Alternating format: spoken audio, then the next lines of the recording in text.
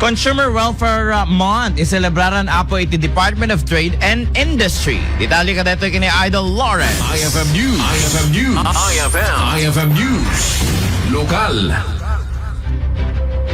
Impasingked ni Ms. Amelia Galvez, Provincial Director ng Department of Trade and Industry, ang nagisayang kat dati Consumer Welfare Month 2025 kick-off motorcade.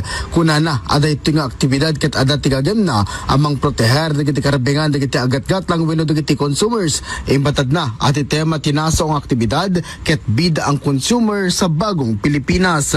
Segun ken kuana kat karpasan ti motorcade kat ditoy nga adat nagiti seminar sa amay sayang kat ken parang kita da kadagiti mailaklako a produkto no simrek metlaing dagito iti suggested retail price no SRP when no saan malaksid iti daytaket dagat paket kita ti DTI dagiti pagkiluan kadagiti tiandaan na masitswitik metlaing dagito when no saan. Dadi dyan ay motorcade nga naaramid to kick off the celebration of the 2025 Consumer Welfare Month in Ilocos Norte. So kasi annually we are celebrating the Consumer Welfare Month to highlight the importance of the consumers as kasi sila yung nagbibigay, tumutulong sa ating ekonomiya. Kasi if we have a vibrant consumer sector, sila yung bumubuhay sa ating mga negosyo.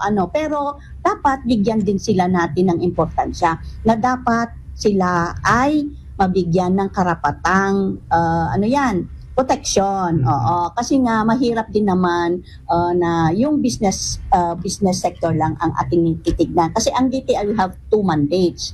To empower the consumer as well as also take into consideration naman yung mga ng ating mga businesses para hindi rin sila malugi, hindi rin sila para maging para the economy will still be vibrant. So yon. So kailangan nating tulungan ang mga consumer na maintindihan ano ang kanilang mga rights. Pero meron din silang kaukulang responsibility. May nag-ediday ito ket inay ti Provincial Director nga nakatutok na kadagiti sellers ken kastapayan kadagiti consumers. Para iti IFM News, Idol Lawrence Martinez, Tatak, Aremen.